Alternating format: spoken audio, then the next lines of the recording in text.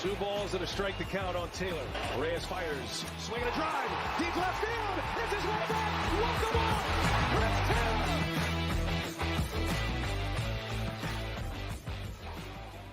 What's up, everyone? Welcome into DodgerHeads Live, presented by DodgerBlue.com. My name is Jeff Spiegel, joined tonight by Anthony Witrado, here to break down another Dodgers loss. Anthony, they fall to 12-10 on the season. Thankfully, the Padres lost, so still first place in the division, but they've now lost 5 of 7 on the homestand, 6 of their last 8.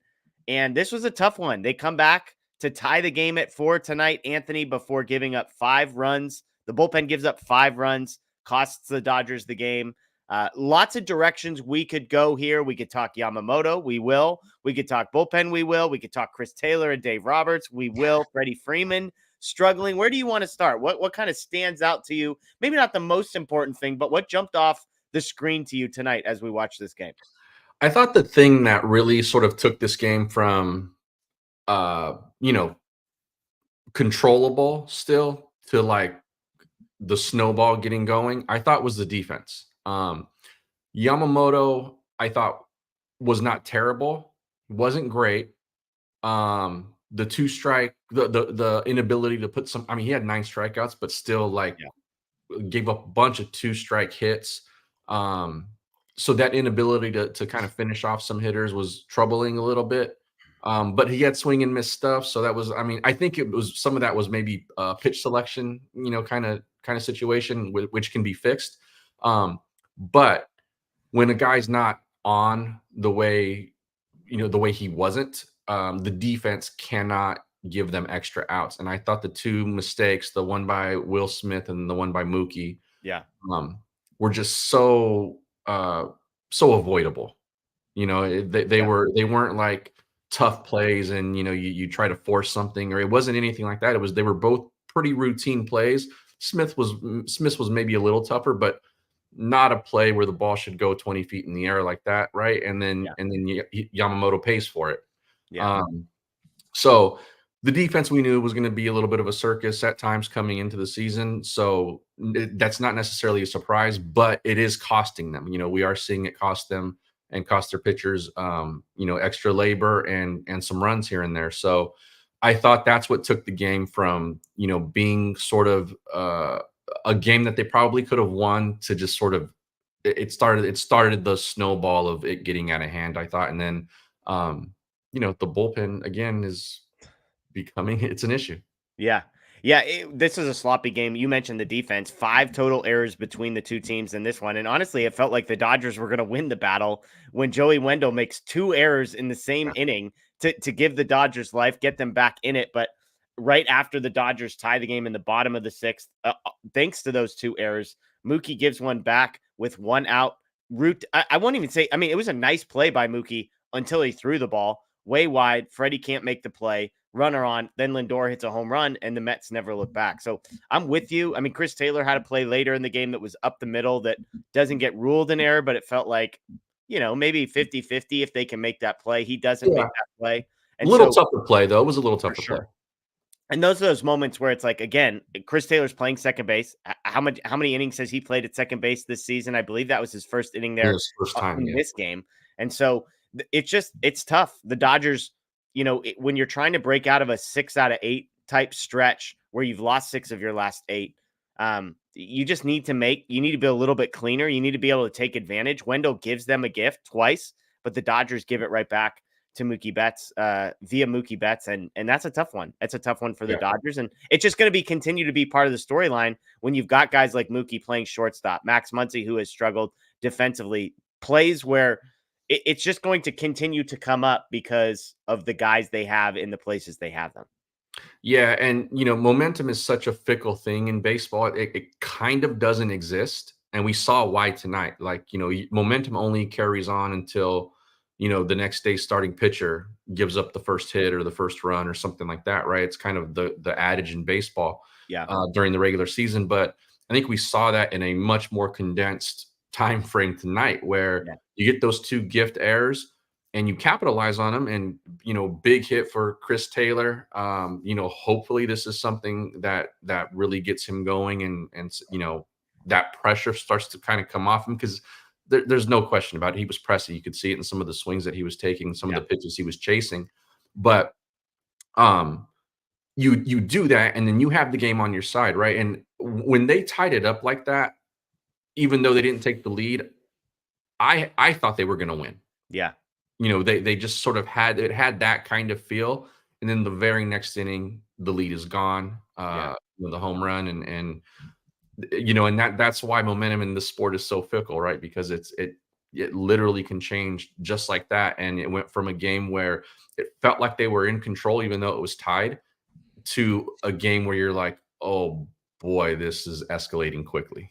Yeah, absolutely. Well, let's go back to the beginning. Let's talk Yamamoto, because I think as this one started, anybody who's in here, which by the way, we appreciate everybody joining us live on Facebook, on YouTube, on Twitter.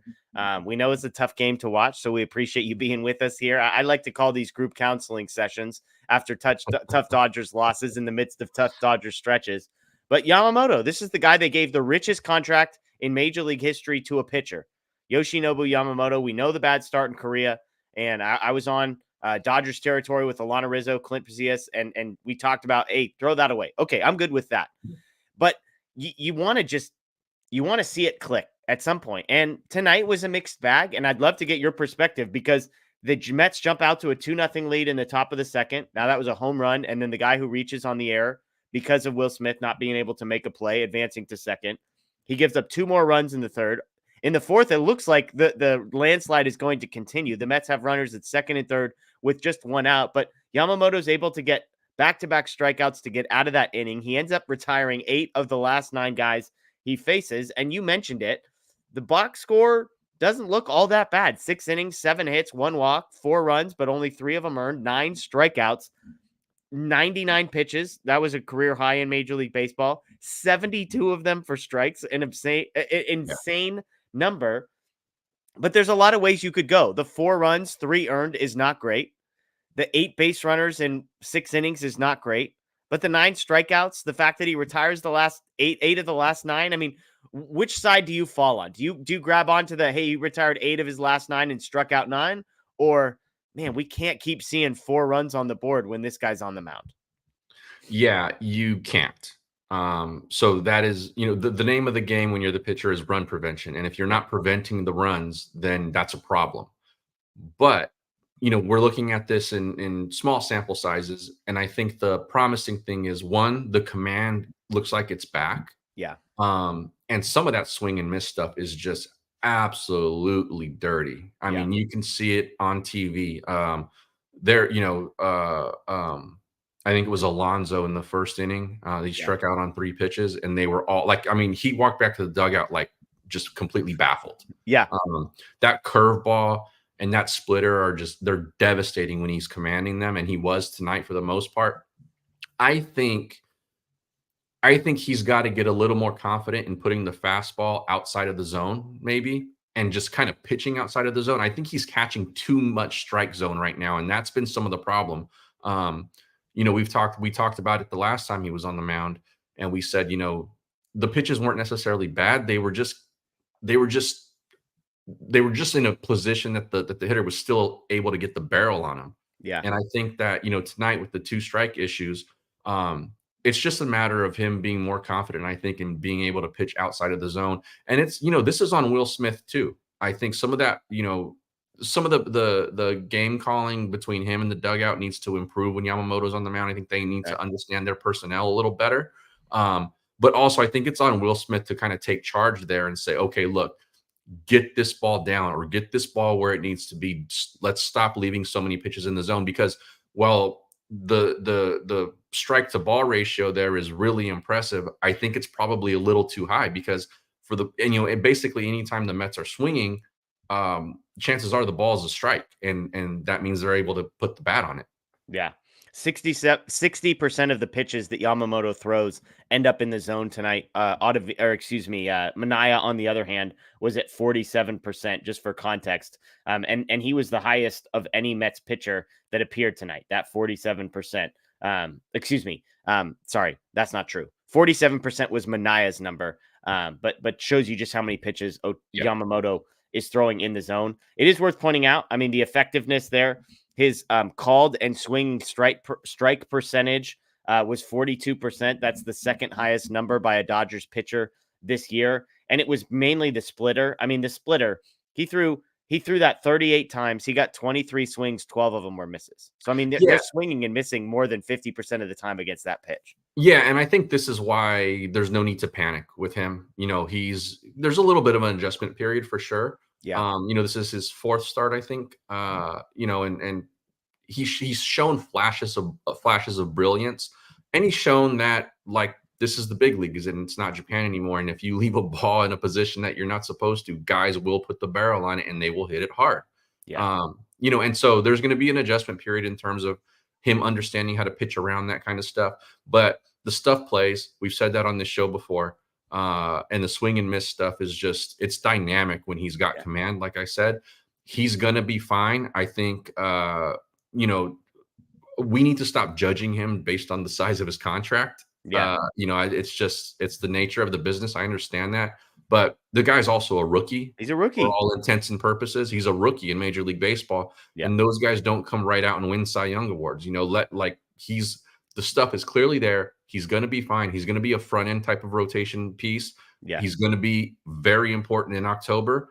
So as starts like this come about, you kind of try to analyze what goes wrong, but you also recognize what's really, really good. And he was really good in some areas tonight. Yeah. And he just has to get better in others right now.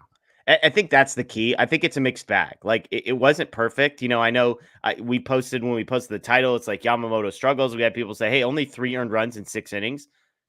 Okay. Like at best, that's fine. That's a 4.5 ERA. What's that? It's a quality start, right? Totally. If you're in fantasy baseball and getting quality start, but such it's like a bad statistic. I agree with you. Especially in 2024 when guys don't go 6 innings. But 5th start of the season, just to correct, because he had the one in Korea. It's his 4th since then. It feels like his 4th because that Korea start only lasted 1 inning. But 2 of the 5 were scoreless appearances. 2 were 3 earned runs, and then the blow up that he had in Korea. And so I was on that show Dodgers Territory with Alana Rizzo earlier this week talking about Yamamoto, and I was honest. I said, look, I expected this guy to come out and dominate because I assumed, hey, he's this good. Has been this good in Japan, and people haven't seen him before. So he's going to catch some people by surprise. It just hasn't happened, but I think you make a great point. He's a rookie. He's 25 years old. It's a different baseball than they use in Japan. He may still be getting used to that. You talked about Will Smith and the game calling. The Dodgers are still learning who he is as a pitcher, what he likes to do, what he can do. And I think sometimes when a guy hits his spots and has the command that he has, in some ways it makes it a little bit trickier because you've got to be very particular about where you're calling pitches because he's going to throw it right where you want it to. Spot you're calling it to. Yeah, exactly. So there's not as much leeway in that. But I think the best way to describe tonight was mixed bag. 9 strikeouts, career high, amazing. We talked about the called and swinging strike percentage, elite. Again, only that glass now dominant start better this year. And even it was a tale of two, sort of the beginning of the game, he struggles. He gets 8 of the last 9 retired. And so he's not the reason the Dodgers lost this game, Anthony. The reason the Dodgers lost this game was because of the bullpen. 3 innings pitched and 5 runs for that group tonight. I'm eating my words on this one, Anthony. One of my bold predictions was that the bullpen was going to be very good. It was not good tonight. You look at some of the guys that, I wouldn't say that it wasn't Evan Phillips, but Daniel Hudson's probably their second best reliever so far this season. Joe Kelly, Ryan Brazier were guys coming into the year we would have liked to see more of. Hudson, 2 runs, 1 of them earned. Joe Kelly, 4 base runners, 2 earned runs. And Ryan Brazier, 3 base runners, 1 earned run. None of those guys looked awesome. Hudson was okay, reach on the air, and then absolute hangs a breaking ball that gets smashed by Lindor. So Hudson made 1 mistake and got punished. But Kelly and Brazier, my goodness, these guys, I don't have any confidence in either of them right now. No. And in all honesty, I didn't have a lot coming into the season. It was more of you got to prove it before I give you sort of that, I put that kind of faith and trust in you. Just because, one, Kelly's Kelly, and when he's great, we love him. And, and then he's Joe Kelly at other times. And Brazier, it was just like, I got to see more still. And there's a few guys in the bullpen who were like that coming into the year, and some have been okay, and others have kind of done this, and Yeah. the Hudson mistake, and it got punished, and it's just too many of those mistakes are happening, and too many guys are also allowing hitters to take bases freely, Yeah. and whether that's walking them or leaving balls just in middle type pitches where guys are able to put the ball in the outfield, the grass, or hit the ball over the fence. And when that happens, you really start to see your hitters press, Yeah. because they know, one, either they need to build up a big lead, or they're constantly being put in high leverage situations late in the game. And it's just not a good recipe for anybody. And when you have hitters pressing because they know that the thumb is on them, Yeah. you're not going to get great results. It doesn't matter really how good the lineup is. But you're right. They didn't lose this game because of Yamamoto. They didn't necessarily lose this game because of the offense. They lost this game because the bullpen could not perform in a high leverage situation tonight. Yeah. Yeah. I'm with you. And look, I think the offense, I've always said if the offense doesn't score 5, then there's some blame on the offensive side of things. But the bullpen was so bad that, I mean, look, even if the offense got 5, it wouldn't have mattered tonight. Couple super chats here. So we'll pause our conversation. Richard says, it's time to play Mookie at second, put Miggy at short. Freddie's bat is colder than my sister-in-law's personality. Bullpen can't continue like this. Richard, I hope your sister-in-law isn't watching this show. I mean, I'd like her to be watching this show, but I hope she's not seeing this comment. Maybe, hopefully she muted and turned off her screen for a little while. Let's start at the top though, Anthony. Mookie, is it time to get rid of sort of the experimentation at second base and just go all in on Miguel Rojas at shortstop, Mookie Betts at second base? That's how this game started. Well, I guess no. Sorry, Rojas was at third. Mookie was at second. Both guys were in the game. Muncy was out. Excuse me. Yeah. Kike at second. I kind of like how they're working it so far. Okay. Obviously Lux is not producing offensively the way we want him to. But I know Dodger fans are kind of tired of this just because of the losing that's going on, but it's still pretty early. Yeah. I don't think you give up on it just yet. Like I said, we can have our issues and criticisms with Dave Roberts and the coaching staff. But right now, one of the things that I do like is how he's handling that part of it. We said early in the season, like, we weren't huge fans of the platoon with Lux just because of what it could mean for him. Yeah. But I think, considering the way that he's gotten out of the gates, I think Roberts has handled this well. He's getting Rojas enough playing time. Mookie's able to handle, obviously, kind of going back and forth a bit. And then, you have options where you're able to give Muncy a day off. And I thought he made a really good choice there to pinch hit Max, even though he struck out. He had a pretty good at bat. That was a terrible pitch that he struck out on. Brutal. That changeup that kind of dropped down on him. He had done a really good job of laying off that stuff earlier in the at bat. But it was a good decision by Dave to put him in. That's why you have him on the bench for a situation just like that. And it came up, and Dave made the right call. It just didn't work out. But for the most part, I do like how he's handled that infield sort of platoonish situation that he has right now. Yeah, and part of this, look, is what we talked about right off the beginning. It's the value of Miguel Rojas at shortstop. He doesn't make the error that Mookie Betts does. I mean, plain and simple, that guy's not on base, and it's a solo home run and not a 2-run home run for Francisco Lindor. And so I think that value matters. And look, I've been hypercritical of Miguel Rojas offensively, but so far he's been fine. He's hitting 270, was 0 for 1 with a walk today, so on-base percentage of 500. And look, I still believe in Gavin Lux. I'm going to hold on to that stock probably until it's worthless, or until it's worth 10x where I bought it at. But I still want to give that guy a chance, run him out there. I think the sample sizes we're dealing with here are still very small. And I think you need to give guys opportunities. If Michael Busch taught us anything, it's give guys opportunities to work through some stuff, to believe in themselves, to have confidence, and not to be playing in fear and looking over their shoulder constantly. That said, I ultimately land where you landed. I think the way they're handling this, rotating guys, is probably the right move, especially early in the season, which leads to our second super chat here from Laura. Laura, longtime fan of the show. We appreciate you. Do you still feel this team is a world champion? Do you view this team as a world champion? They're 12-10. They're in first place in the division, Anthony. It's April 19th. Has anything happened so far this season that makes you question the confidence you had a month ago? I'll start by saying to go back to Richard's comment a little bit, that Miguel is sort of like, the most popular guy in any NFL city. If the team is losing, is the backup quarterback, right? Yeah. He's kind of got a little bit of that syndrome right now. Yeah. And the reason why we're like, let's start him, let's play him more, is because his numbers look good because of the way he's being used. If that guy's playing 6 days a week as a starter, you're going to start to see the offense crater, and you're not going to necessarily want him in the lineup every day. Yeah. So like we both said, I think they're handling that fine. With that said, and with this losing, kind of with this funk that they're in, in play, this is still a championship contending, World Series contending team. That is still the expectation. I don't think that's setting the bar too high, considering what they've done in terms of personnel. And a funk like this, right? It happens to everybody. I think even Oral mentioned it on the broadcast, that teams have these things happen. If this happened next month and they were 12 games above 500 when it started, we would not be in such a panic mode. If they win tomorrow, let's say they win this series against the Mets, right?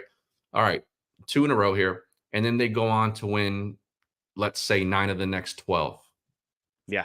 All of a sudden, these days are way in the rear view mirror, and we're not even discussing it anymore. And we're back to World Series or bust. Here we go. They should sweep everybody in October kind of conversations, right? So I mean, it's frustrating right now. I'm as frustrated as anybody. If we didn't have to talk about this tonight, I would have turned the TV off at some point. I was that frustrated with it. I feel like the fans do, because I'm a fan also. Yeah. But there's no question about it. This is still a World Series caliber roster. They got to get back on track. And but the one glaring thing, Laura, that I'll say is the bullpen has to be addressed. I know injuries are a part of this right now, but I don't know if just the bazooka and Trinan coming back fix what we're seeing right now. Yeah. No. Look, because to fix it, we're also saying they come back and they're lights out. Yeah. Yeah, exactly. And Trinan with his injury history and age. Laura, here's my answer. It's April 19th. It's April 19th. It's April 19th. It's April 19th. Like, it is so early in the season. We're talking about the Dodgers have played 22 games. And by the way, they're still in first place in the division. So they're in first place in the division. Here's what they're missing right now. They have Glasnow. Glasnow's pitched great. Okay. Glasnow is who he is. Yamamoto is going to be better. In 6 months, he will be better than he is today. I promise. I promise you as much as I could promise you anything. I think he will be better in 6 months. I think we're seeing the worst version of Yamamoto we'll see in 2024. I think their number 3 pitcher, Bobby Miller, is not healthy. I think their number 4 pitcher, Walker Buehler, or Clayton Kershaw, are not healthy. So 3 of their 5 guys that I think are probably in their 5 best pitchers, you could make the case Emmett Sheehan belongs in that conversation too. Dustin May belongs in that none of those guys are healthy. I think Gavin Stone's fine. Paxton, whatever. But they don't have their dudes healthy. You want to talk bullpen? Probably 2 of their top 3, maybe top 4 relievers, Gratterall and Trinan, not healthy. Guys in the offensively, top of the lineup, Mookie, great. Ohtani, great. Freddie's struggling. We're going to talk about Freddie here in a second. 0 for 13, his last 13. 0 for 5 tonight. Those things are all going to get better, and it's April 19th. And they're still in first. Despite everything I just said, they're in first place in the division. This team's going to win 100 games. They're going to be fine. And then when we get to the World Series and the playoffs and all that kind of stuff, it's random. It's random. And the Dodgers are going to go into every series they go into this October, and they're going to be the favorites. That's just what's going to happen. They're going to have better pitching than the other team. They're going to have better hitting than the other team. Their bullpen, who knows? They'll probably fix it, add some guys, find some guys like Ryan Brazier that you've never had faith in or believed in. Kyle Hurt might be ready. Who knows? I think it's April 19th. Deep breaths. Look, it'd be one thing if this team was 6-8 18. They're 12 and 10. Yeah, They're 12 and 10. I agree. If You they know, were 5 games under 500, we'd be having different conversations right now. totally. And even then, I'd start by saying it's April 19th. And it's still that. Yeah, Yeah. you're right. Look, you know, we're all fans here. Everybody in the chat's a fan here. They've watched a lot of baseball. We've watched a lot of baseball. I've covered a lot of baseball, so trust me, I know how long the season is. You know, you want to sleep for 4 weeks after it ends.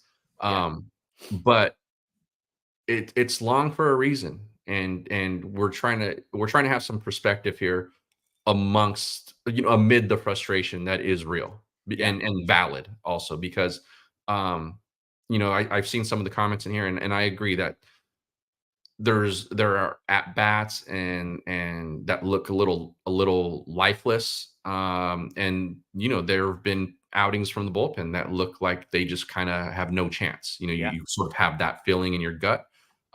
So I totally understand the frustration. Let it out here. But Jeff is also right that it's early. They're a first place team. They're still above 500, even though you'd like them to be more games above. But it only takes a week to turn this whole conversation around. Forget a week. I mean, even this game, like Blake Harris tweeted this out. Will Smith's double in the bottom of the 7th is a home run in 10 parks. James Outman's flyout is a home run in 16 parks. Like, we're talking about the difference between 5 or 6 feet, and this game is dramatically different. If Outman hits a 3-run home run in the bottom of the 7th there, the game's completely different. Like, the Mets end up tacking on 3 runs, but the Dodgers would have taken the lead, I believe, at that point. I believe it would have been 7-6. So, and that's a home run in 5th. Like, that's all I'm saying.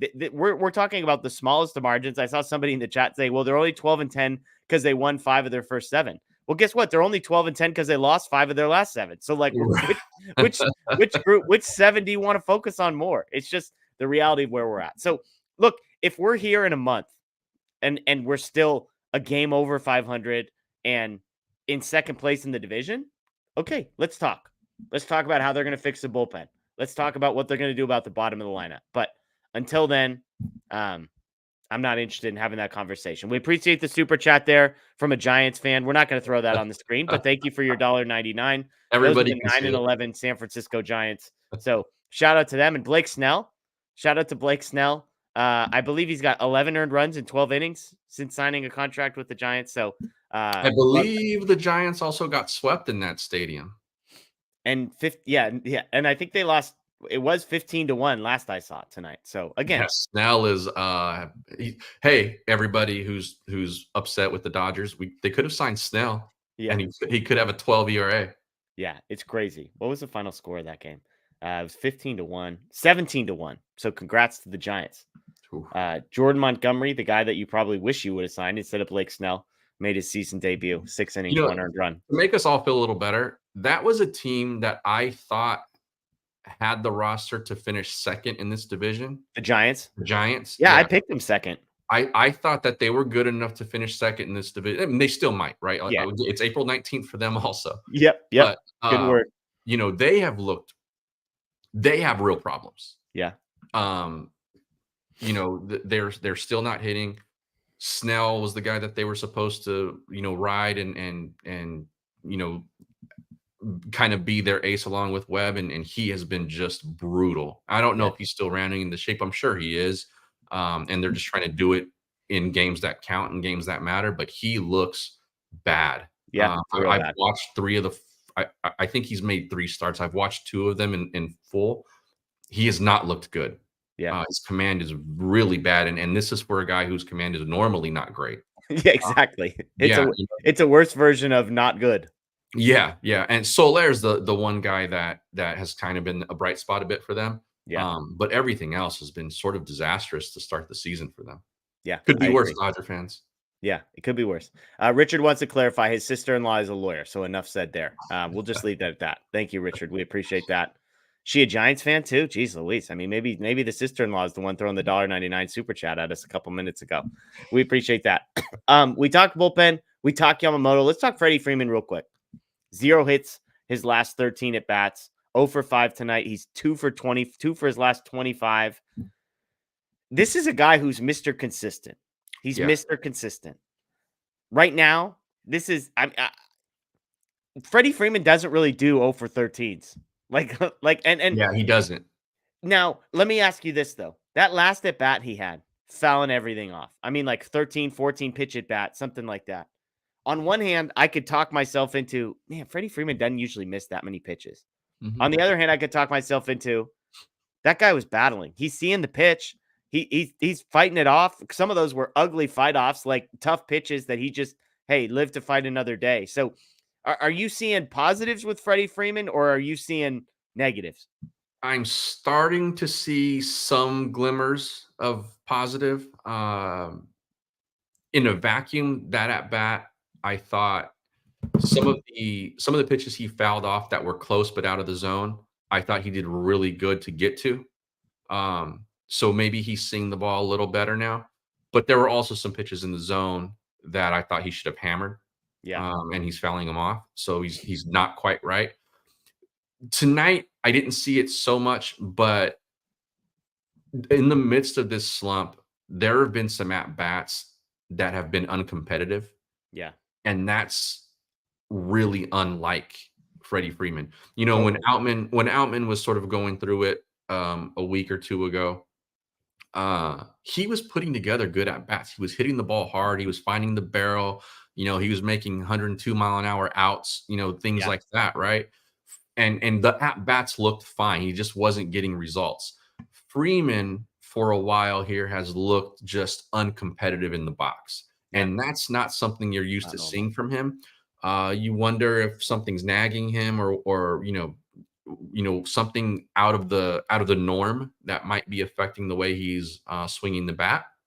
But I thought tonight I didn't see so much of that in that long at bat. You can take some positives out of that.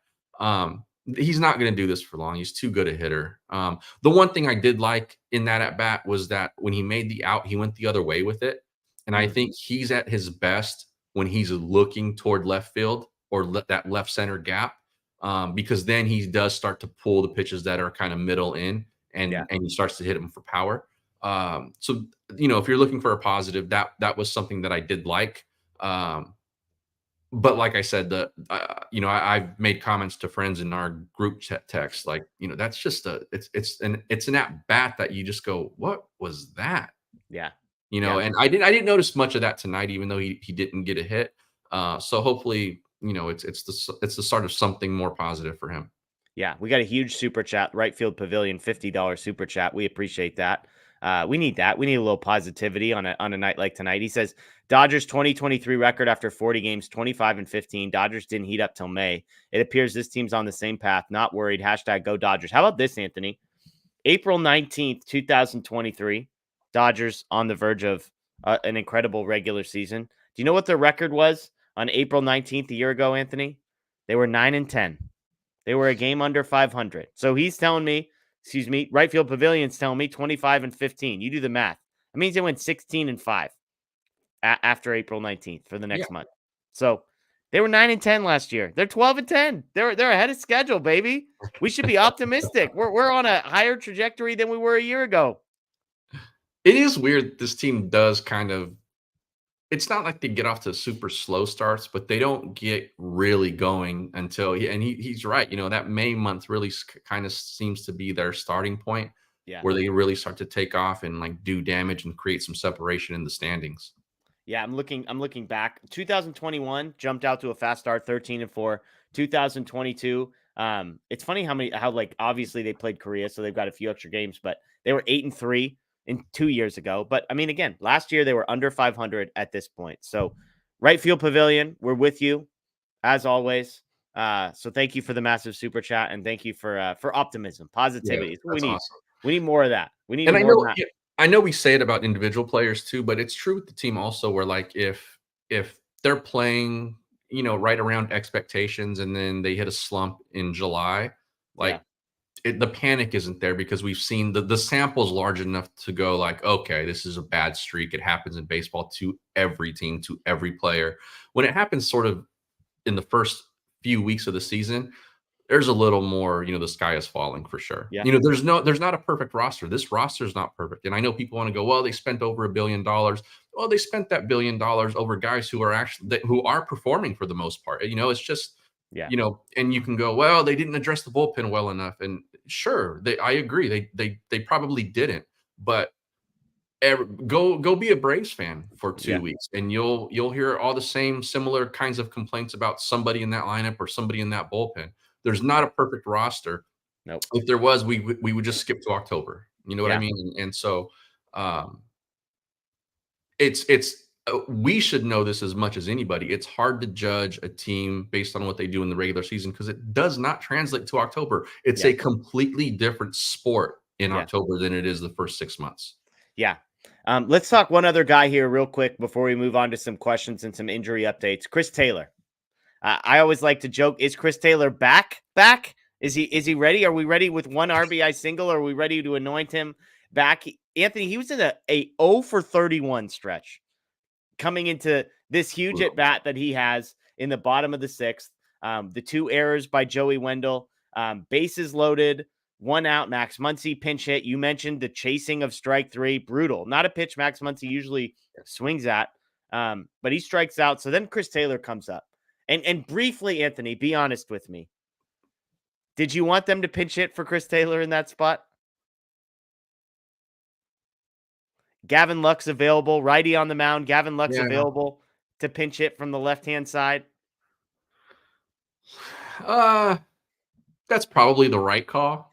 It wasn't the first thing that popped into my mind. Honestly, the first thing that popped into my mind was if he's going to do it, it's here. Like this is a chance to really sort of redeem himself and kind of get this thing going in a different direction. And he did. He came through. I think the next at bat was bad, but you could sort of see his reaction when he got to first base and the camera went back to him. It was just sort of this like, thank goodness. It finally happened, right? Like, the thing with him, and so I'm not willing to, like, I think he's still struggling. Totally. This deadline, by the way, to be clear, is very much a joke. Yeah. To go back to Outman, his at-bats don't look like that still. Yeah. They still very much look like he's lost. Yeah.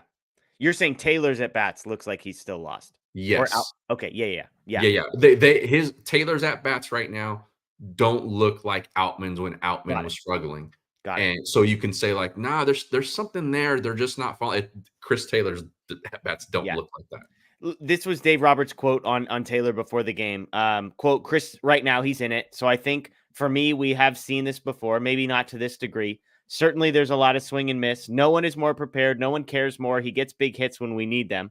A little prophetic word there from Dave Roberts. So for me, I'm certainly not going to jump ship on 35 plate appearances. What's that? A little gaslighting too. It's possible. For me, I'm certainly not going to jump ship on 35 plate appearances given his track record. That's why today, for example, he's in there versus a lefty. Max would typically be in there. He continues, but I'm trying to give Chris some opportunities. Look, again, I was on Dodgers territory with Alana Rizzo and Clint Pasillas, and we talked about Taylor, and I was doing digging on that. This is a guy who hit like $160 in March and April a year ago and ended the season as an above average offensive player, according to weighted runs created plus. And so I liked it.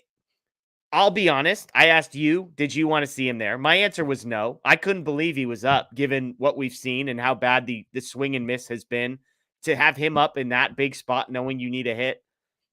Lux hasn't been much better. I just couldn't believe he was the best option. They stick with Taylor. I'm wrong. Dave Roberts is right. So if you want to criticize Dave Roberts, if anything, he probably made the right decision in the biggest moment of the game, keeping Chris Taylor in there because Taylor gets the hit. But I'm with you though. Ultimately, like you mentioned it, he strikes out his next at bat like that. That's what we've seen from him. And so you hope the positivity, you hope a little positive momentum gets into his head. But I mean, Dave even mentioned the mechanics are just all over the place for Chris Taylor. So we'll see. And that's how always that a plays problem out for him, right? It's always been a problem for him. He sort of rebuilt that swing when he got to LA and became a fan favorite for a reason. And that was all well earned. Yeah. But he's always been very much like Bellinger was. The mechanics of his swing are Yeah. very fickle and very sensitive. And one little thing's not calibrated correctly, and the entire swing just falls off a cliff. Yeah. And he's probably in something like that right now, and he's searching for what the answer is. Um, let hopefully, they lost and his next at bat wasn't great, but hopefully he goes to bed tonight, he feels a little better about what he's doing, and it's the start of something, and the start of him coming out of this bad funk that he's in. Yeah. um Baseball players don't need a lot. Yeah. You know what I mean? They just need to see something fall, and things can go the right way. But like I said, there haven't been a lot of signs that he's gonna break out of this thing soon, the way there was with Outman. Yeah. Yeah. I Or even agree. the way there has been with Otani. Like, Right. when he was, I mean, he's one of the best hitters in baseball right now, Yeah. statistically. But like with the runners in scoring position and that kind of stuff, like, 105-mile-an-hour ground outs right at the second baseman or Yeah. something like that, right? Like, so there's signs there with him. We're not getting that with Taylor yet. Nope. No, we are not. We are not. Let's get some injury updates and then we'll get some questions. Again, thank you to everybody joining us live. Over 1,100 people in here on a Friday night. 3-hour, tough 3-hour game to endure, but you're here with us. We appreciate it. Let's get some injury updates, as I said. Let's talk Walker Buehler. 2 runs on 4 hits, 4 walks, 3 strikeouts across 2.2 innings. This was Dave Roberts back and forth with some reporters today. Quote, I'm anxious to talk to him. I haven't talked to him yet. There were some walks in there, got the pitch count up and down, up and down 3 times. So my expectation is he'll make another one on Wednesday, whether that's with AA or AAA. He was then asked, how has his execution looked? Quote, not great. What is missing with Buehler that you still want to see? His answer, command. How concerning is it that Buehler's command hasn't been there? Not concerning. He hasn't pitched in a long time, but when you're on the heels of pitching for us, you've got to be good. He was then asked, do you expect Buehler to improve a little coming off the injured list? I do expect him to dial it in, he said. 2 more questions. Is there a reason for Walker Buehler's struggles? I don't know. We'll find out. I'll talk to the pitching guys. We're on the precipice of getting him back and finishing out the season. And then the reporter said, just need to see Walker Buehler have one good rehab start to convince you that he's ready to return. Quote, I think 1 outing will be sufficient. We've just got to kind of build him up. We've got to get there. So a lot there. This rehab assignment has been high moments. It's been low moments. This was not a positive. I think something like 50% of his pitches went for balls. We talked about Yamamoto throwing 75% strikes tonight. So Buehler, the command wasn't there. All of the walks, 4 walks in 2 2.2 innings at AAA is not what you want to see. So I'm in a spot, Anthony, where I'm not overreacting to this, just like I'm not overreacting to the positives. I'm not overreacting to small sample sizes. It's AAA, it's rehab, it's Walker Buehler. And yet, man, I would have liked for this to be, 5 innings, no earned runs, 5 strikeouts, and you're feeling good about him coming back sooner rather than later. Yeah, it wasn't great. It wasn't confidence inspiring for sure. But he's on this comeback trail, and he's in his rehab assignment. I think that there is cause for a little bit of concern. Yeah. I don't necessarily agree with Dave there. And it's not the fact that maybe he's giving up hits or he's giving up runs. That stuff, we've seen enough rehab assignments where the results aren't perfect, and then the guy comes back to the big leagues and he's fine. The command is what's an issue for me. Yeah. That's what causes me a little bit of worry in terms of, where does this guy slot in and when does he slot in? Because the fact that he's kind of struggling with that part of it is, maybe it's rust, or who knows. Yeah. But it's not something that you can put in this rotation at the major league level right now. Because you don't want him to come in and he walks 5 guys and he gives up 5 hits, and then all of a sudden he's not making it out of the 4th inning, and then you're taxing your bullpen more. Yeah. He's got to be right when they bring him back. So yeah, and you were thinking that he would be back next week, and it's sounding like he's probably not yet, just because I don't think they have that confidence yet that he's completely ready. Yeah. Here's the good news on the command. I'm just going back over his game log. So 4 walks, as we said, The previous start, he only goes 2 innings. That's the weird one where he leaves with an injury, just Right. 1 walk. The start before that, 4 2/3, no walk. So, like, if you look at the whole, we're talking 9 innings, 5 walks. That's not great, but it's nice to know that command hasn't been plaguing him throughout this rehab appearance. Sure. So hopefully just not his best day. He goes out, makes another rehab start, and they reevaluate. But that's the latest on Walker Buehler. A couple quick updates here. Emmett Sheehan, quote, Emmett is going to throw next week, sometime in the middle of next week. So good news there. Bobby Miller, quote, Bobby's going to stay back when we go on the road trip. He'll start playing catch soon. It should be sometimes this series, this weekend. He'll start playing catch, if I'm not mistaken. So again, nice to see some positive momentum on both those guys. Jason Hayward, quote, Jason's going to stay back when we're on the road, but potentially we'll see us in Arizona, but I'm not sure what he's doing as far as baseball activities. I expect a rehab assignment to some extent. I don't know when. We've got some boxes to check before we get to that point, but he's feeling better. Thursday was a better stay for him, as I understand. Blake Trinan, quote, Blake through Thursday. We'll throw again Saturday. Then we'll go on a rehab assignment. He'll be a viable option. So again, more good news. And then Gratterall, quote, Gratterall threw a pen Thursday, 17 pitches. That's where he's at. I think there's going to be some lives that need to be had. I think Brewstar is weeks away and a rehab. So there's a mix of things in there. Yeah. Here's, I think, as if you haven't been able to tell folks, I'm an optimist at heart. And so I'm looking at this and saying Gratterall is throwing, Trinan is throwing, Bobby Miller's about to be throwing, Emmett Sheehan's about to be throwing. Those are all good things. It's April. I don't need these guys to be healthy tomorrow. I need them to be healthy in the next 4 to 6 weeks. And it sounds like all of those guys are on track in the next few weeks to be ready. That's positive. Jason Hayward sounds like he's a little further away, and I would say he matters a lot less than the other 4 guys that we just mentioned. But on the whole, Sheehan, positive in my book. Bobby Miller, positive in my book. Blake Trinan, positive in my book. Gratterall, probably neutral, about what you would expect. Jason Hayward, neutral to negative. So net positive for me on the whole, Anthony. Yeah. They have forced my optimism into a hole. Don't give up. Don't give up, Anthony. Hold on tight. Hold on tight. When it comes to injuries, because they either misdiagnose them or they report them to the public without good intentions. They're in bad faith. They're bad faith updates. And so we said this like right around this time of Korea about, okay, well, all of a sudden it was a hip thing with Gratterall, and now it's a shoulder thing, and they're saying it was compensation for the hip. Yeah. That doesn't really hold water for as much baseball as we've all seen and covered and all of that. That doesn't really make sense. And now it's a long-term issue now, right? That's one thing that seemed to have, there was some leakage there in terms of how they reported that. Trinan, no structural damage after the ball hit him. It was a lung contusion. How do you get a bruised lung? I guess the ball hits you there.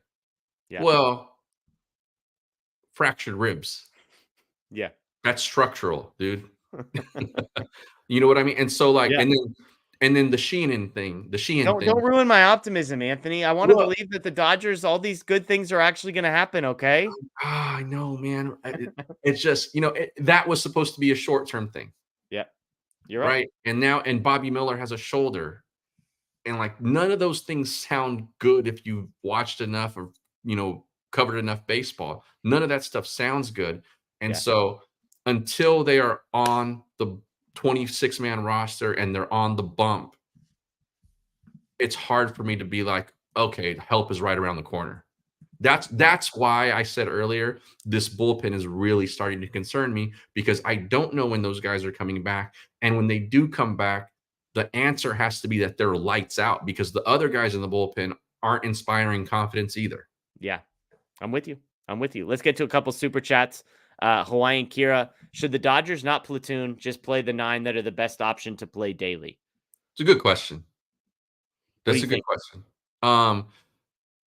So, I mean, realistically, we're talking Teoscar's an everyday guy.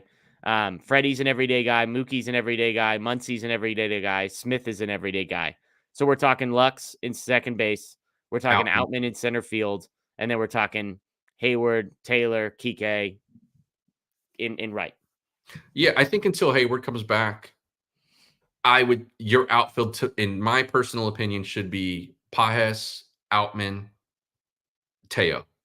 Every single day. Righty, Every lefty, doesn't matter. every day, unless you're just giving Yeah. them a blow. Okay. You're giving them a breather. And what about second base? Like I said earlier, I kind of think, you know, I've been a Dave critic plenty of times. You can go read columns in Forbes and, and other places that I've written, but I think he's handling this one fine. Yeah. So kind of lefties, Rojas in against lefties, Lux in against righties is how you would handle second base. Yeah, and then also sprinkling in Rojas playing time for Max, and I think they're finding ways to get everybody enough at bats. I think he's actually done a really good job with it.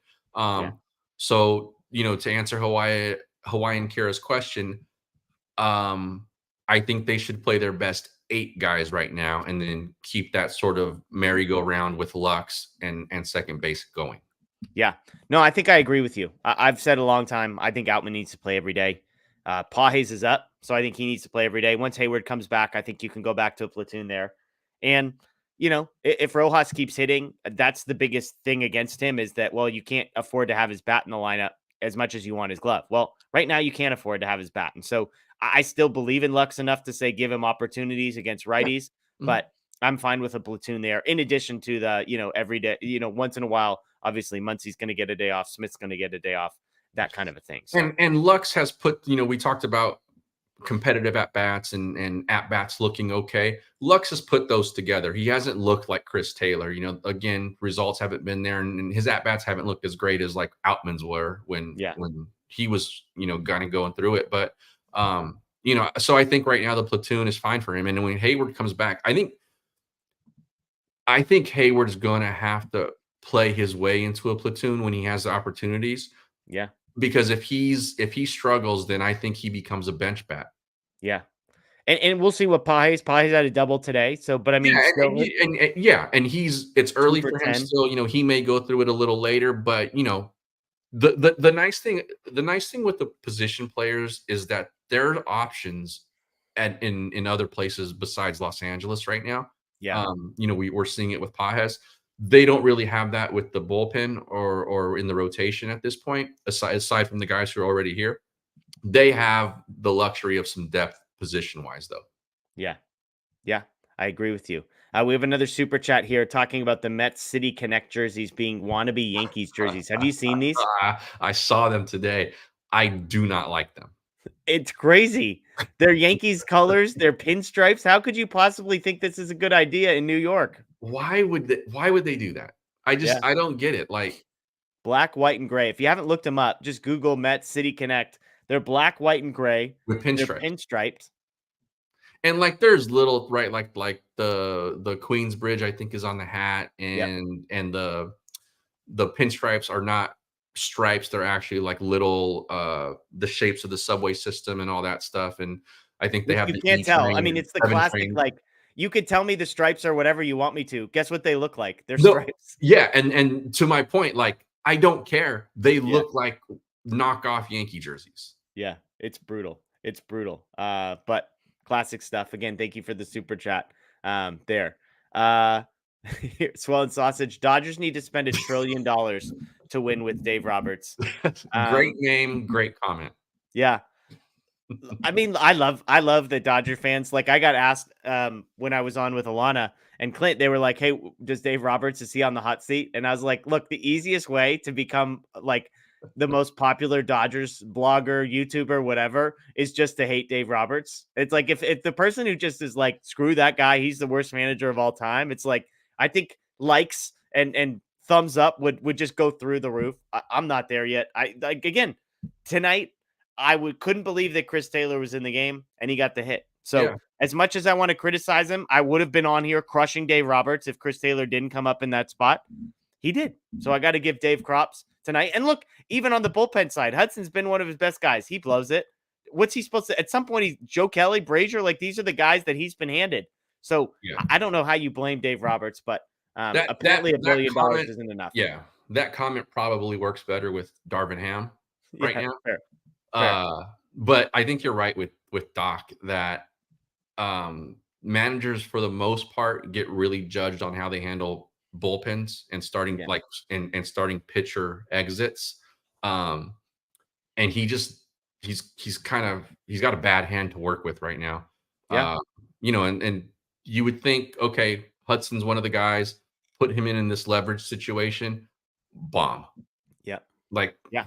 Absolute what do hanging you do? breaking ball. Just smashed by a guy who's hitting like a $180 Yeah. out into right center field, no doubter. So it's tough. It's tough. Well, folks, we got a little bit extra time here. So if you've got some questions, throw those in the chat. All caps questions on the front end. Super helpful for us. We're up over 1,200 people. So thank you again. 11:20, excuse me, on a Friday night here. Again, my name is Jeff Spiegel. I'm joined by Anthony Witrado.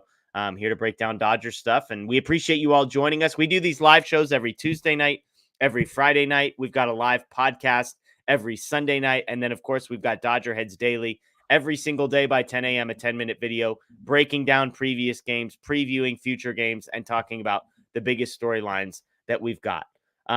We've got some questions in the chat, so we'll start getting to some of these. We got about 5 to 10 minutes left. Noisy Ninja 91. I know it's early. Do the Dodgers need to make moves way before the trade deadline if possible? I think that last part, Anthony, is key. If possible, it takes two to tango. There's Right. not a lot of major league teams that are going to be sellers this early. One of them would be the Rockies. They're in the division, so I wouldn't expect them to be trading with the Dodgers. But with every team in Major League Baseball, I think that's how it works. Makes the playoffs now. There's just no real incentive for these teams to tank. So if No, possible is a caveat, but let's say if it is possible, should the Dodgers be aggressive on the trade market rather than waiting 3.5, 4 months to make some moves? no, I don't think so. I think, like I said, no one is going to give away elite level relievers right now. Yeah. So that's not a thing that they can address at the moment, or they can't address it in that way, I should say. Yeah. And I don't think that there are any big enough problems within the lineup that need to be addressed via trade right now that can't be addressed internally. Yeah. So to that I would say no. And this is part of the reason that you can't is because of this expanded playoff format. And what it's doing is it's allowing ownerships and front offices to say, we're not going to spend on our teams. We're going to try to eke our way into the playoffs, because that does two things for an ownership group that is trying to win or trying to play on the cheap.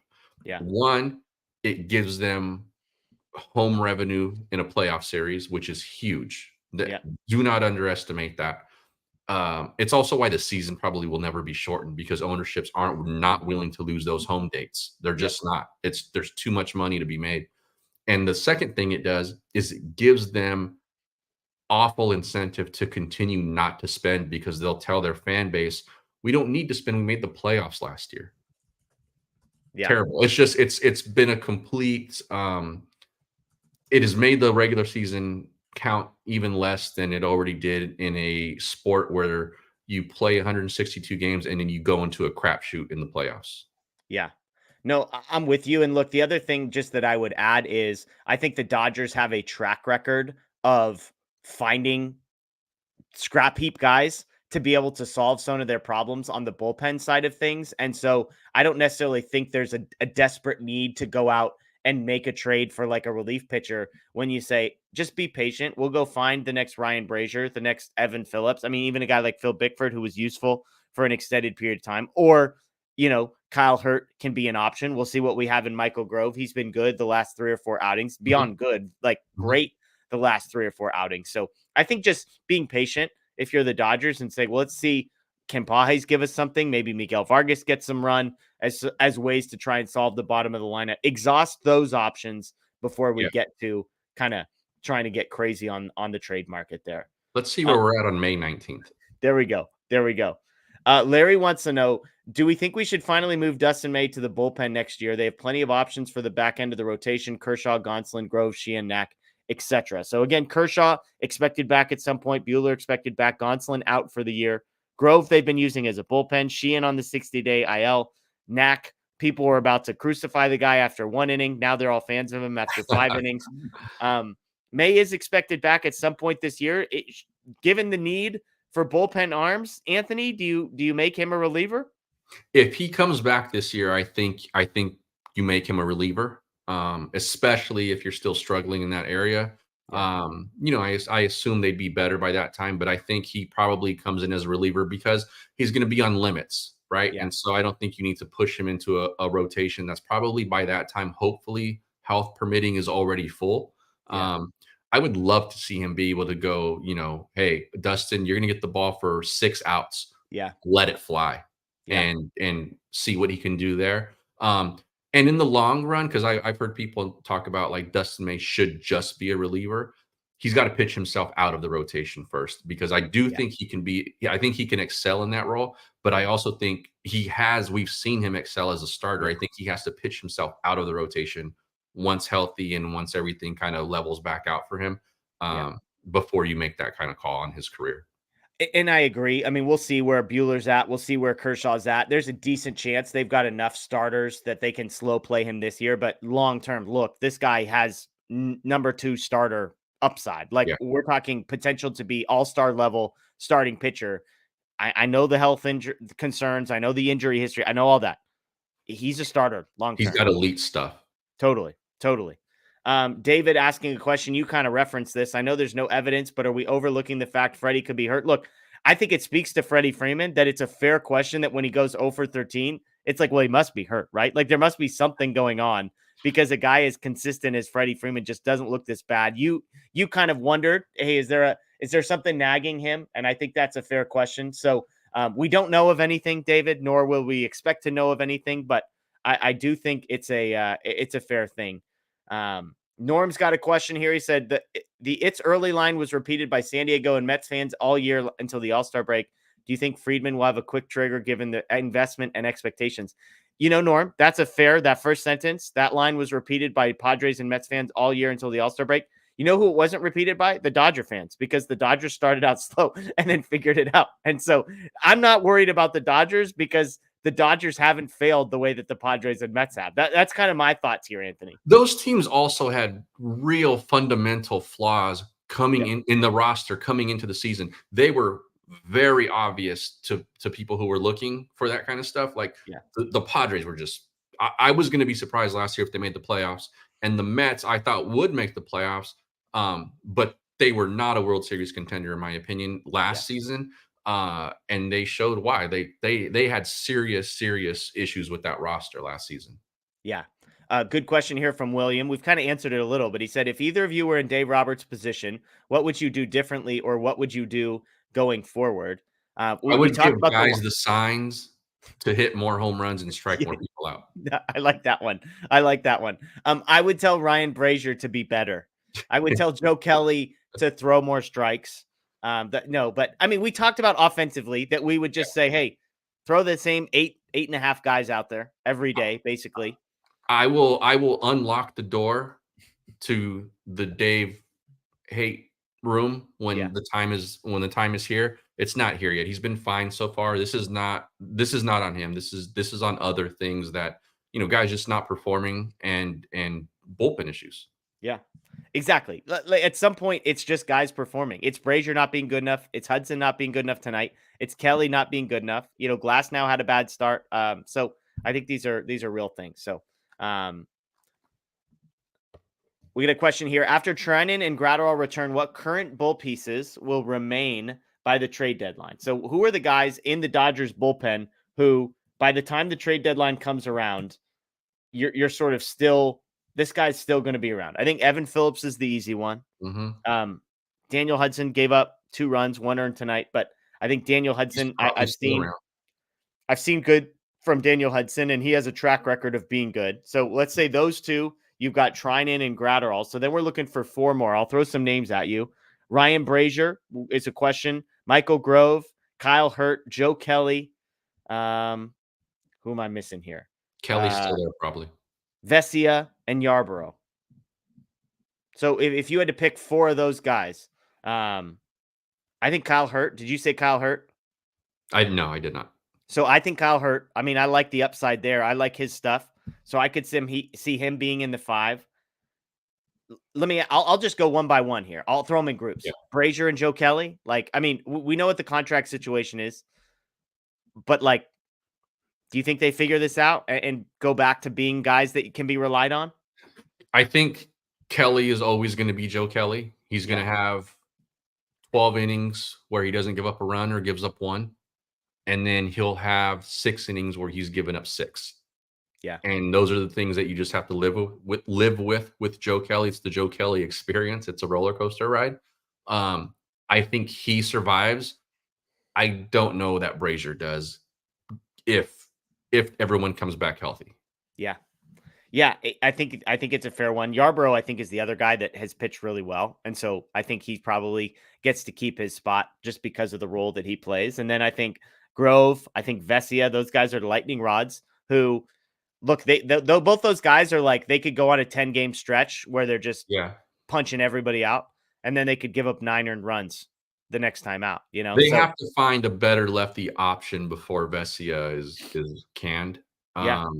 Well, and look, Brazier was kind of supposed to be the guy. Brazier is the guy who had crazy splits against lefties last year, and he just hasn't been good. Yeah. I like what Yarbrough's done, and if they're going to continue to want to space out their starters the way they have, I think they're going to need him, and so I think he probably survives also. Yeah, I agree. Assuming that he continues to perform. Blake Williams commenting here, all post-game interviews published, so once this show is over, stay tuned on the Dodger Blue 1958 YouTube page. You'll see all those up there. Right field pavilion. Do you think Dave Roberts should have Austin Barnes as Yamamoto's personal catcher? Everybody in the chat knows what my answer to this question is going to be, Anthony. So I'll let you answer first. I'll be honest. I haven't paid much attention to what the splits are. What are the splits here, Jeff? As far as when Barnes is catching him versus not? Yeah. I'm not sure. I mean, I my views on Austin Barnes. You just hate Barnes, right? Are well documented. So, you know, Hunter Fiducia wants to be his personal catcher. Maybe we can have a conversation. Let me look real quick. I'll say this. If Kershaw comes back and Barnes is his guy, then the answer has to be no. I don't think you can give 2/5 of the rotation to Barnes and keep Smith out of the lineup that much. So Barnes and Smith each caught one of the 2 shutout performances. Not enough for me. Smith is fine. And like I said, when Kershaw comes back, if Barnes is going to be his guy, then I don't think you can give him Yamamoto. Yeah. So I think Barnes, unless I'm missing something, has only caught Yamamoto one time this season, and it was a shutout performance. And Smith has caught him the rest. So Barnes has got to play some. I know that. The whole personal catcher thing, like if he's going to play 20% of the time, fine. Maybe like building a relationship between 2 guys. But I think you make a great point. Is the expectation is he's probably going to catch a bunch of Kershaw when he comes back. So you don't want that to become, well, now he's catching 2 out of every 5 games. And Nick, you have both those guys, Yamamoto and Smith, signed for a decade now. Yeah. Let them be homies. Yeah.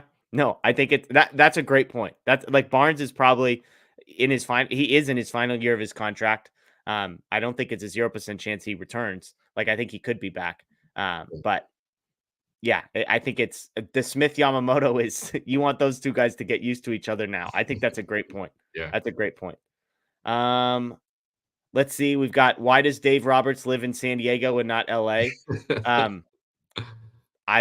Look, sports teams aside, I think San Diego might be the greatest place in the United States to live. Like just combination of weather and beach and town and city and all of that. I mean, this isn't a pro Padres stance, but San Diego is a fantastic place to spend some time. That's maybe he carpools with Kawhi Leonard. Yeah, maybe. They can exchange injury report information. Those 2 guys, they like to tell the truth about their injuries, right? John Jose, back-to-back seasons getting bounced in the first round by divisional rivals. Now a slow start after a massive offseason. Why is no one on the hot seat? I'll answer this one. It's April 19th. That's why nobody's on the hot seat. And because the guy that everybody wants fired, I haven't heard a compelling answer of what exactly he has done wrong this season. If you think he's bad at motivating these guys, well, then you've proven the point of why he deserves to be in the Hall of Fame for motivating guys for the last 10 years and the level of success they've had. So either you believe in the clubhouse thing or you don't. And if you do, it's way more positive than it is good. I also want, like, look, I am not Dave Roberts' biggest fan. I'm not the president of his fan club. I'm not even in it. Yeah. But you also have to give me a guy who's gonna, for whatever reason, is gonna be better than he might be. Yeah. Like, what is the alternative there that's gonna make them so much better that you have to make that change? Yeah. And look, I've said this before. Like we just talked a minute ago about the Mets and about the Padres. Everybody likes to poke fun at those teams and say, "Oh, what a dumpster fire. Look at all the talent they have. They can't win." Like, if I'm being as simple and as plain as I can be, the difference between those teams is Dave Roberts. And I'm not saying Dave Roberts is a perfect manager, but I'm just saying that the idea that, well, the Dodgers are so talented, anybody could win with this group. Baseball has proven time and time again. That's just not how it works. The Padres were incredibly talented and they were a disaster. The Mets were incredibly talented and they were a disaster. And so Dave Roberts, all his warts and flaws, to your point, find me somebody better than him because he just doesn't mess up. You know, it's The like Yankees have been incredibly talented and yeah, haven't even been to a World Series in however long it's been. It's been a while for them too. I saw somebody say Mike Scioscia. Go ask Angel fans how that's worked out for them. yeah, They yeah, hated that guy by the time he was out. yeah. No, I absolutely agree. We got one more baseball question here. Someone wants to throw a food question in the chat. We can end our note on that one. But Norm wants to know any regrets now in trading Ferguson, keeping Vesia, because his biggest asset was that he still has options. Look, I hated the Ferguson trade at I the didn't like time. it. I did not like it when it happened. But like, I mean, the one thing I've tried to make the point, and Blake and I were getting into this on Twitter. The one thing people like, it's easy to say, well, keep this guy, sign this guy, sign this guy. Like there are roster rules that we have to pay attention to. And yes, you might have liked a different 8 guys, but keeping those 8 guys would mean literally just cutting and losing for nothing somebody who instead has options. That's why Yency Almonte, Caleb Ferguson, Victor Gonzalez, that's why those guys are gone. Those guys are gone because they didn't have options and the Dodgers weren't interested in locking themselves into a team with no roster flexibility. Like the Dodgers wish they could option Ryan Brazier or Joe Kelly right now, probably, and open up that spot and move, but they can't. And so we could argue, should they have chosen Ryan Brazier and Joe Kelly over Caleb Ferguson and Yency Almonte? We could make, that's a conversation we could have. Yeah. But you can only have 8 guys on the opening day roster. And if they're not on the opening day roster and they have no options, they're just gone for nothing. Yeah, and there is value in having that kind of flexibility. You can do different things, you know, and you know, it allows to make trades a little more easily also when that time comes. Like there are a lot of positives in terms of keeping that flexibility. So I understood that part of it. I just didn't, from a one-to-one perspective, I just didn't like it. Yeah. No, but I understood it. I understood it. And by the way, like I saw some people say, well, they traded him for this guy who's not even on the roster anymore. They traded him for some lottery ticket, like guy who's in the complex league right now. I know they got Matt Gage, who was the name that people may have heard of or who was a major league guy, but he clearly wasn't the piece that they were after in making that trade. And that other guy might amount to nothing. I haven't followed Caleb Ferguson. I see someone in the chat saying he gave up like an extra innings home run or something last night. So maybe things aren't going swimmingly for Caleb Ferguson. Here's a good question from Hawaiian Care to ask to close our night out. A little food question. You a Trader Joe's guy, Anthony? You got a favorite Trader Joe's snack? I don't. They've got great chocolate. They've got a great, like they had like this sea salt chocolate bar with caramel in the middle that was amazing. They had a great dark chocolate. I was really into dark chocolate for a while. I love Trader Joe's. I mean, there's things there that it's just like I could just I can't do all my shopping there, but man, I could do a lot of it. So it's good stuff. It's good stuff. The only thing that I can recall that I had that was, I know specifically Trader Joe's, was like a couple of years ago. My wife was trying to, you know, have me eat something better and whatever. And she bought cauliflower pizza. And she was like, it's good. It's good. Like, you won't even notice the difference. You won't notice the difference. And I was like, fine, I'll try it. And she had not, I did notice that she hadn't taken a bite yet, but I was like, oh, she eats slow and she doesn't eat a lot or whatever. So I was like, yeah, okay, fine. I tried it and it was so bad. And I don't think that's a Trader Joe problem. I think it's a cauliflower problem. It was Probably. awful. Yeah. And I spit it out and she was cracking up and she was like, "Is it not good?" And I said, "No." And she was like, "Okay, then I won't eat it either." Brutal. Yeah, it's amazing. It's like, yeah, no, you take the bullet for both of us. Tell us if it's terrible. Yeah, Hawaiian Kira says the best thing to bring back to Hawaii is Trader Joe's snacks. Yeah, I mean, look, there's one Trader. That's like the one place that we leave our little town for. Trader Joe's is like 15-ish minutes away, but it's like everything else. It's like, fine, we'll just go to the local grocery store. We got a Target, we got Costco, we got things dialed in, but Trader Joe's you got to drive a little bit for, and it's once a week. There's just things at Trader Joe's that I only want from Trader Joe's. They've got a coffee creamer I like there. I mean, it's just Trader Joe's. Shout out to Trader Joe's. Trader Joe's doesn't have hot Cheetos though, bro. They probably got some knockoff. They probably got some knockoff there. So you never know. You never know. Well, hey, everybody, we appreciate you all joining us here. Almost 1,400 people live on Facebook, YouTube, and Twitter. Thank you. Thank you. Thank you. Again, we do post-game shows every Tuesday night, every Friday night. We do live podcasts every Sunday night. We've got daily Monday through Friday morning content that comes at you as well. We got a great team here. Blake Williams, Scott Gearman, Matt Moreno, Daniel Starkin, of course, Anthony Witrado, myself. So we appreciate you all for joining us. Tons of great content coming Sunday and then into next week. So make sure you subscribe, ring the notification bell here on YouTube. If you're a podcast person, thank you. Check us out, DodgerHeads, Apple, Spotify, Google, Dodger Blue 1958, everywhere on social media, and of course, DodgerBlue.com. As Blake said, tons of post-game interviews and content exclusive from Dodger Stadium will be right here on our channel as soon as we are done. So Dodgers lose a tough one. They're in a bit of a skid. 6 of their last 8, 5 out of 7 on this homestand, but it's April 19th. They're in first place in the division. They have a better winning percentage today than they did on this date a year ago. They're going to be fine. That's Anthony. I'm Jeff. Enjoy the rest of your night, folks. As always, go Dodgers.